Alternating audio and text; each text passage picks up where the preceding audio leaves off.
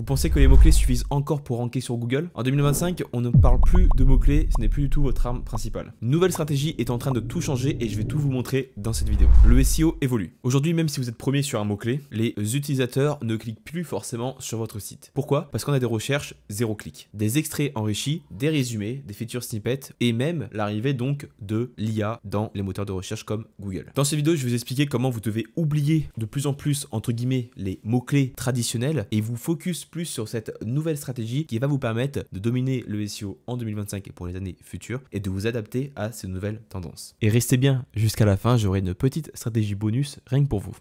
Imaginez, c'est samedi après-midi, vous avez la flemme, on est en plein mois de janvier, vous avez envie de manger une délicieuse galette des rois, rien que pour vous et votre famille par exemple, et vous décidez donc tout simplement de chercher donc la fameuse recette donc des galettes des rois. Et bien en fait, ni plus ni moins, si vous tapez ça dans Google, en fait, Google va vous proposer directement des résultats, donc soit des recettes, donc déjà tout créé de A à Z, ou alors directement des feature snippets pour vous aider à réduire le nombre de clics potentiels. Et c'est exactement ce qu'on a directement ici à l'écran. Quand vous avez ici, vous avez l'onglet donc hop recette, donc qui est ni plus ni moins qu'une feature snippet. Quand on clique ici galette des rois rapide par exemple, on a donc la page de Marmidon qui nous propose donc directement la réponse à notre requête. Bon, on n'est pas sur une requête commerciale bien entendu, mais c'est pour vous montrer un petit peu vers quoi nous tendons de plus en plus. C'est un exemple très parlant les recettes, c'est très facile et de plus en plus, et notamment avec l'arrivée donc de Google SGE, les IA, notamment avec ChatGPT Search, on va arriver de plus en plus en fait à une réduction en fait on va dire du nombre de clics, donc du comportement des utilisateurs qui vont potentiellement chercher dans les 10 premiers résultats une réponse la plus proche de leur intention personnelle. Et ben en fait on aura directement tout en moins de clics et c'est vers ce quoi nous tendons de plus en plus. Et comment est-ce que c'est possible? Notamment avec les feature snippets, c'est entièrement possible grâce donc à l'IA de Google qui est donc RankBrain, qui permet donc de comprendre l'intention donc de recherche et donc notamment les différentes intentions derrière des mots-clés donc plus traditionnels. L'IA de RankBrain va aider l'utilisateur et notamment va essayer de comprendre ce qui se cache derrière une requête. Et par exemple, on a souvent plusieurs requêtes qui potentiellement répondent à la même intention. D'où l'intérêt d'utiliser des outils comme 1-2page.com. Et au passage, je salue Amaury qui nous propose toujours des outils très quali. Je vous encourage à utiliser l'outil 1-2page pour justement éviter de créer des contenus donc dupliqués et qui pourraient donc potentiellement répondre à la même intention. Est-ce que vous saviez aujourd'hui que plus de 60% des recherches sur Google n'aboutissent à aucun clic? En fait, ça signifie tout simplement que même si votre site est premier sur certaines requêtes, ça veut peut-être dire également que des utilisateurs ne cliqueront jamais sur votre site. Alors oui, c'est une tendance qui peut potentiellement être assez effrayante, mais je vais vous expliquer comment vous allez pouvoir tirer parti justement de cette stratégie donc grâce au 0 clic. La clé justement pour dominer notamment le SEO en 2025 et dans les années futures, c'est de comprendre réellement ce qui se cache derrière donc chaque requête. On en a déjà parlé énormément sur cette chaîne, vous connaissez forcément ce que je vais dire, mais on va aller un tout petit peu plus dans le détail pour vraiment que déjà vous mettiez en place cette stratégie parce que honnêtement, on n'est plus en fait dans l'utilisation classique, on va dire, des requêtes. On va dire, on va créer une page pour un mot-clé et basta. Notamment parce que ces nouveaux contenus que vous allez pouvoir créer donc en comprenant réellement donc ce qui se cache derrière l'intention donc d'une requête, vous allez pouvoir également apparaître donc dans des feature snippets, dans des requêtes donc en 0 clic, mais également dans les IA, et notamment avec par exemple ChatGPT Search. Et c'est dès maintenant qu'il va falloir vraiment commencer à s'adapter, mais encore une fois, on s'intéressera dans une prochaine vidéo comment est-ce que vous allez pouvoir vraiment optimiser votre SEO donc aujourd'hui pour justement apparaître dans la liste donc des IA, donc par exemple ChatGPT Search, Claude ou etc. ou d'autres AI. Vous devez structurer votre contenu de manière en fait à répondre le plus facilement possible à l'intention donc de recherche de l'utilisateur. Mais également au-delà de l'intention, vous devez comprendre ce que cherche réellement une personne qui va taper telle ou telle requête. Quand on tape par exemple recette galette des rois, bon ok, on sait qu'on veut une recette. Mais par contre, on a des infos en fait qu'il va falloir aider justement et mettre en avant pour structurer correctement le contenu de 1 pour l'utilisateur et également donc pour le moteur. Donc forcément, vous allez utiliser donc des H2, des H3, donc une structuration heading très bien pensée. Donc forcément, on est sur des requêtes plutôt faciles. Donc ici, donc galette des rois maison rapide, donc du journal des femmes. Ici, hop, c'est quand on regarde la structuration heading, on a ici la balise H1, donc qui reprend la galette des rois, voilà, maison rapide. Hop, pour la pâte feuilletée pur beurre de rouleau, le jaune d'œuf, voilà. Pour la frangipane, on a après ensuite directement tous les ingrédients en H4 ici, la préparation en H2, autour du même sujet, patati, recettes similaires, etc. etc. On va être forcément sur des requêtes donc avec du contenu assez court, pas besoin d'écrire 3000 mots sur une recette de galette des rois parce que c'est pas forcément très intéressant. On a des listes à puces, on a des tableaux, on a également un peu plus du UX également pour comprendre ou du moins pour adapter en fonction du nombre de personnes que nous souhaitons pour notre recette. Et enfin, par exemple, j'ai repris l'exemple de Marmiton et ce qu'on peut faire également pour optimiser, entre guillemets, ses chances, mais pour être réceptionné dans les features snippets, on peut ajouter également des données structurées. Je vous invite à utiliser par exemple cet outil pour regarder un petit peu votre site, si vous en avez ou pas. Mais en tout cas, quand on reprend la page de Marmiton, ici on a directement donc le balisage donc Tchema qui reprend donc autour donc de la recette, qui va donc en fait proposer ni plus ni moins que la recette en fait pour aider justement le moteur à comprendre qu'on est bien sur une recette avec toutes les étapes, etc. pour justement retomber ici dans les features snippets. Donc c'est un point très très important. Les données structurées, c'est vraiment des données au format JSON LD, donc qui est un balisage et qui va permettre en fait encore une fois d'enrichir le contenu et d'aider le moteur à avoir plus d'informations sur le contenu d'une page. Ça peut l'aider notamment à mieux ranker, mais également ça donne plus d'informations pour l'indexer correctement et être plus apparent dans par exemple des features snippets. On l'a répété énormément de fois sur cette chaîne et c'est tout à fait normal parce que c'est un point complètement central. Est-ce que les utilisateurs veulent acheter, s'informer, s'éduquer? Toutes ces questions, vous devez vraiment comprendre et optimiser donc tout ça en fait pour vraiment comprendre l'intention de recherche par cœur et surtout adapter votre contenu pour proposer la meilleure réponse à l'utilisateur. J'ai par exemple tapé ici soins bio avantage, donc pour avoir par exemple l'avantage ou on aurait pu dire carrément directement avec un S pour avoir plusieurs avantages par rapport à ça. Et en fait directement on a donc eu un résultat en position 0 en fait qui répond directement justement à donc l'avantage en fait d'avoir des soins bio.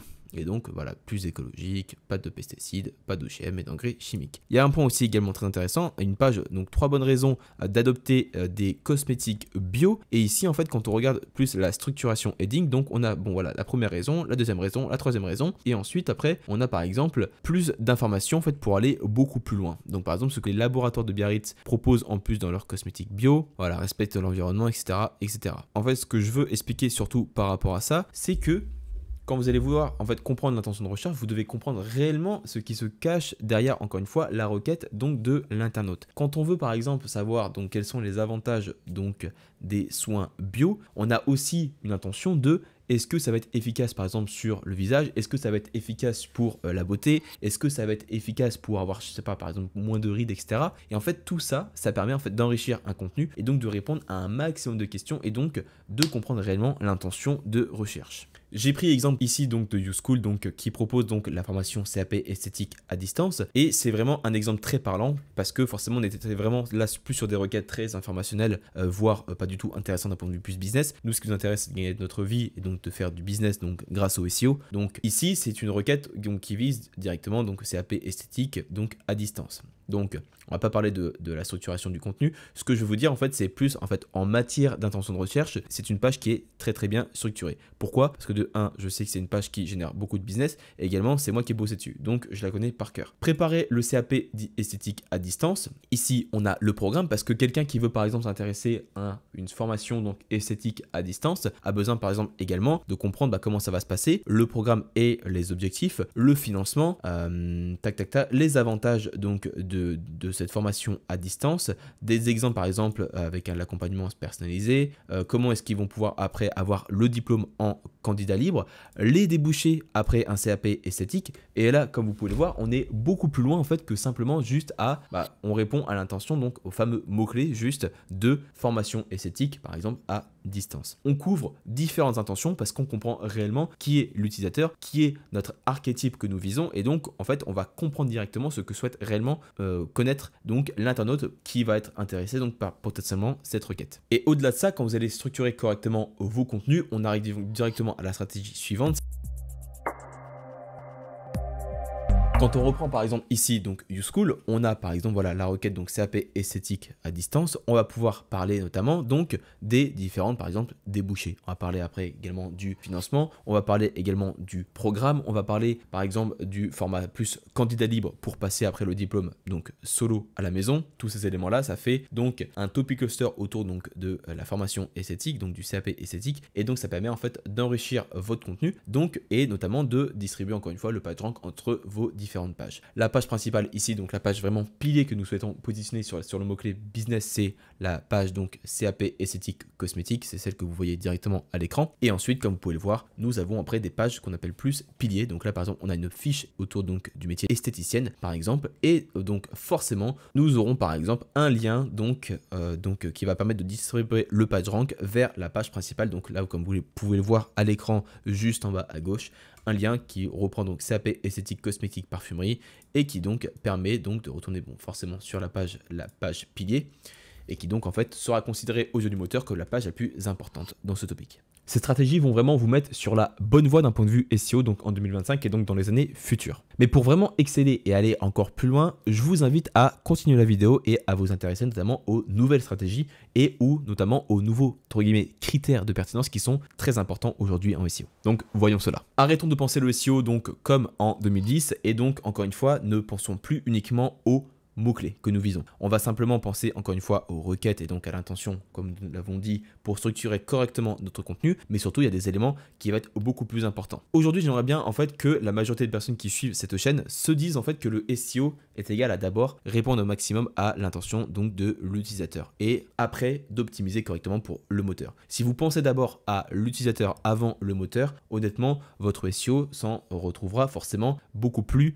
impacté et donc vous aurez beaucoup plus de résultats. Premier point, l'engagement utilisateur. On l'a vu avec les Google Leaks qui ont confirmé en fait que l'expérience utilisateur était donc des facteurs de classement en SEO, donc notamment pour Google. C'est tout à fait logique, encore une fois, on l'a dit énormément de fois et je dis et répété énormément de fois donc sur cette chaîne en vous disant que moi j'ai toujours parlé de 4 piliers au lieu de 3. Fameux 3 piliers, c'est la technique, le contenu et le netlinking. Et moi j'ai toujours ajouté l'UX parce que pour moi, un moteur de recherche, c'est plus un moteur de réponse et donc c'est fait pour l'utilisateur et donc pas pour forcément répondre directement au moteur. Quand vous créez quelque chose donc sur Google du contenu, si vous ne pensez pas à l'utilisateur, à comment va percevoir votre contenu à la fin, ça sert à rien. Vous aurez beau avoir un SEO technique parfait, du netlinking parfait, etc., tout ce que vous voulez, un balisage parfait, si vous ne comprenez pas à qui vous vous adressez, c'est comme un marketing, ça marche pas. Quelles sont les métriques que vous devez surveiller donc par rapport à l'expérience utilisateur et donc ce que Google surveille honnêtement aujourd'hui? On en a principalement 3. En créant des contenus captivants, des vidéos, des infographies interactives, vous allez optimiser vos chances pour proposer la meilleure expérience possible à l'internaute. Et donc potentiellement, c'est un contenu qui va pouvoir naturellement avoir un temps passé sur la page beaucoup plus important que la moyenne. À ne pas confondre notamment avec intention de recherche et temps passé sur la page. On a des requêtes par exemple où on va vouloir une information la plus rapide possible. Ici, pas besoin de noyer le poisson dans l'information, simplement proposer l'information la plus haut possible dans votre contenu. Par contre, quand vous allez pouvoir notamment répondre à des requêtes comme par exemple CAP esthétique cosmétique que nous avons vu juste avant avec YouSchool, forcément si votre page n'est pas forcément jolie ou engageante et que vous avez forcément juste un texte brut avec des balises heading, ça sert à rien. Si vous ne répondez pas à l'intention de recherche, déjà, à mon avis, vous ne serez jamais dans le top 10. Mais si vous répondez donc à l'intention de recherche selon vous et que vous êtes dans le top 10, mais que votre page en fait a un taux de rebond, donc ce qu'on appelle plus du pogo sticking, c'est ni plus ni moins qu'une personne qui arrive sur votre site et qui le quitte aussitôt, vous perdez littéralement des tonnes de points en SEO. Donc proposer donc notamment du maillage interne, donc soit avec des call to action pour aller plus loin par exemple si vous êtes sur des requêtes qui vont potentiellement vous amener des conversions, là c'est le moment d'en profiter. Et également ajouter plus encore une fois de visuels etc pour enrichir votre page et pour encore une fois proposer une très bonne expérience comme si c'était Disney sur votre site. Un utilisateur qui va se balader sur votre site, par exemple, qui passe d'une page informationnelle à une page commerciale, c'est tout ce qu'on veut en SEO, c'est maximiser les conversions. Donc encore une fois, mettez en place des liens internes, donc encore une fois, soit avec des CTA, soit avec du maillage interne classique, en textuel, et pourquoi pas des suggestions de lecture avec par exemple des sidebars pour aller plus loin, pour ajouter plus d'infos, ça marche très très bien. On va passer maintenant à un deuxième point très important, c'est l'expérience utilisateur. Donc pour aller encore plus loin, qu'est-ce qu'on doit proposer pour proposer la meilleure expérience à l'utilisateur? Au-delà de l'engagement, donc par rapport à la pertinence de votre contenu, on a également, donc comme on l'a dit, donc l'expérience utilisateur au sens propre. Premier point et non pas des moindres, on a l'UX, donc pertinent, donc très important aujourd'hui pour moi, c'est primordial. Si vous avez un site qui est correct et très bon en SEO, mais que vous avez une UX et un branding pas forcément abouti, bonne chance déjà pour convertir, mais en plus bonne chance pour proposer une bonne expérience à votre audience. 4 points principaux pour avoir une bonne UX. Premier point, ayez un site qui se charge rapidement, ayez une bonne navigation et donc une bonne hiérarchisation de l'information sur votre site, ayez un site mobile friendly et surtout ayez un branding très efficace, donc avec une typographie, des couleurs, une expérience la plus favorable possible pour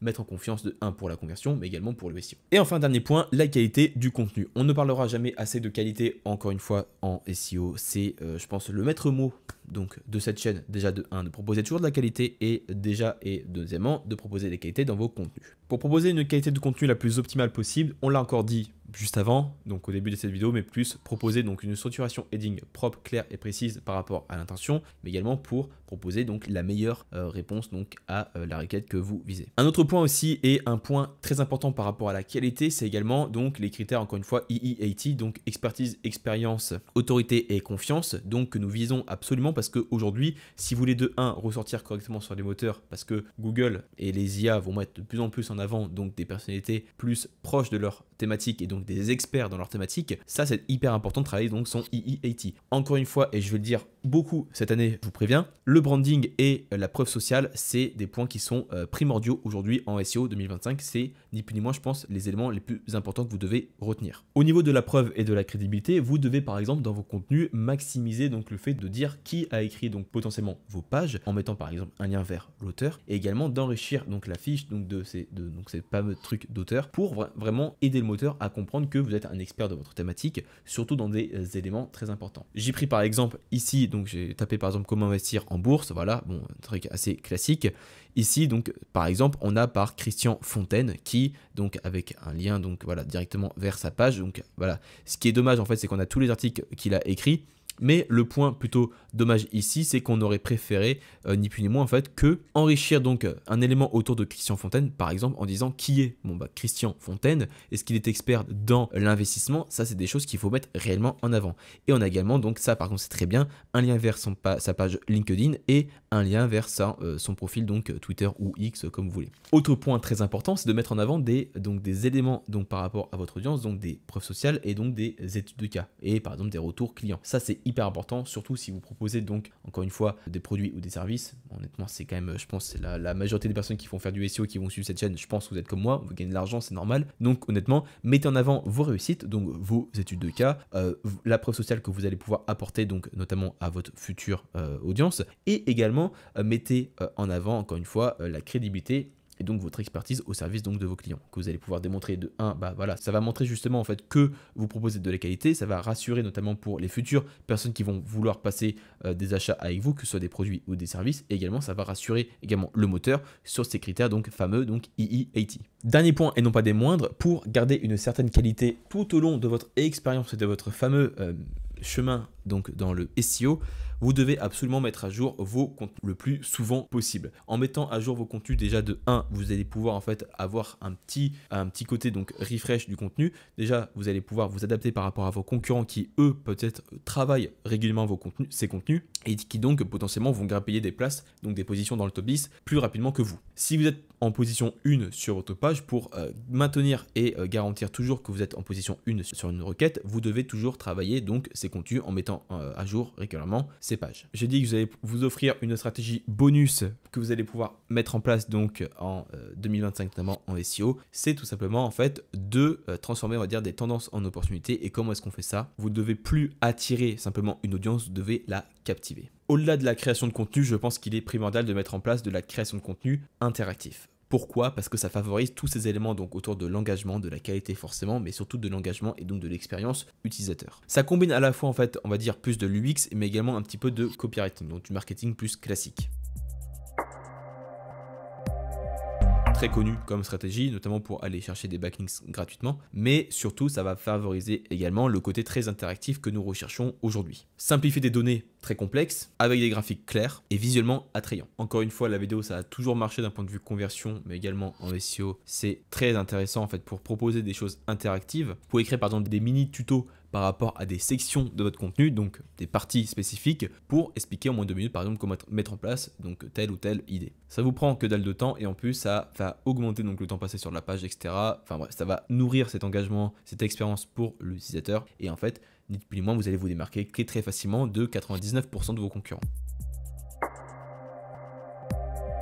Votre branding, c'est ni plus ni moins que l'image de marque, c'est le nombre de fois en fait où votre marque est recherchée sur un moteur de manière classique. Donc c'est très important aujourd'hui parce que plus vous allez être mentionné notamment par des backlinks, des personnes dans la même thématique que vous, plus en fait vous allez donner de la puissance à votre domaine d'un point de vue SEO. Mais en plus de ça, l'IA, donc les IA, et notamment donc par exemple Google et ChatGPT Search, vont pouvoir justement vous reciter dans leurs réponses parce que vous serez une figure d'autorité. C'est vraiment le Saint Graal et c'est, je pense, une très bonne stratégie à mettre en place dès maintenant. Maintenant, surtout que je pense que personne ne va le faire honnêtement aujourd'hui parce que c'est chiant. Mais en tout cas, plus vous allez travailler votre branding, donc le nombre de fois par exemple que votre marque est recherchée, tapée, etc., plus ça va avoir un impact très positif sur votre SEO. Ça, j'en suis convaincu. Si vous souhaitez aller plus loin en SEO, que ce soit pour apprendre plus de choses, pour débuter en SEO ou même pour développer un site, une idée, un e-commerce, tout ce que vous voulez, vous avez tous les liens en description, notamment pour ceux qui veulent bosser directement avec moi pour gagner du temps et avoir une stratégie solide aujourd'hui en SEO. Et pour ceux qui veulent par exemple s'instruire donc dans ce domaine, vous avez un cours SEO qui est complètement gratuit que vous allez pouvoir rejoindre et d'autres informations notamment pour apprendre le SEO de manière simple et facile aujourd'hui. Vous avez toutes les infos en description. J'espère que la vidéo vous a plu. N'hésitez pas à laisser un petit like et à commenter la vidéo si vous l'avez aimé et à me dire ce que vous en avez pensé. Ça me ferait vraiment plaisir. Encore une fois, merci beaucoup pour votre fidélité. Je vous souhaite une très bonne année 2025. Je ne sais pas forcément quand est-ce que la vidéo sortira, mais en tout cas, sachez que je vous souhaite vraiment tout le meilleur pour cette nouvelle année. J'espère que tous vos projets vont se réaliser. J'espère que vous allez continuer à faire du SEO avec moi pour cette nouvelle année. Et encore une fois, plein de bonnes choses pour vous. Je vous dis à très bientôt pour une prochaine vidéo. C'était Victor. Ciao.